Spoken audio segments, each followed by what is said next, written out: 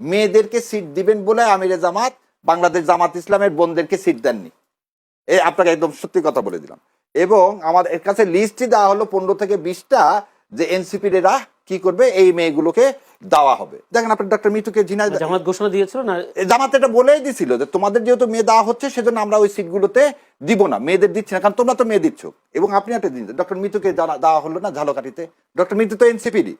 এখন এনসিপির যে বোনেরা তারা আজকে যে জামাতের সাথে, আপনি যদি বলেন যে জামাতের সাথে আমার কি কারণে আপনি চলে যাবেন, এটা আপনার রাজনৈতিক আদর্শ, কিন্তু মেয়েদেরকে সিট দেওয়া হবে না এইরকম কোনো ব্লেম, বরং জামাত ক্ষতিগ্রস্ত হলো যে এই মেয়েগুলো চলে যায়। এই মেয়েগুলো যদি এনসিপি হয়ে থাকতো তাহলে এত সব কনফার্ম সিট। এবং একটা জিনিস দেখেন, জামাত কিন্তু বলেনি এনসিপিকে তোমার এই 30টা সিট দিলাম, তা কিন্তু বলেনি, বলছে 30টা সিট দিলাম, যাকে ইচ্ছা যেখানে ইচ্ছা তুমি কি দাও, নমিনেশন দাও। হাদির জায়গা থেকে কি হলো, উইথড্র করা হলো না জামাতের প্রার্থী, যেখানে যেখানে প্রার্থী এনসিপির জন্য কিন্তু এই ওপেন কি চেকটা দিয়ে দেওয়া হয়েছে। সুতরাং এই মেয়েদেরকে অ্যাকোমোডেট করার জন্য জামাত নিজে বরং তার প্রার্থীদেরকে দেয়নি।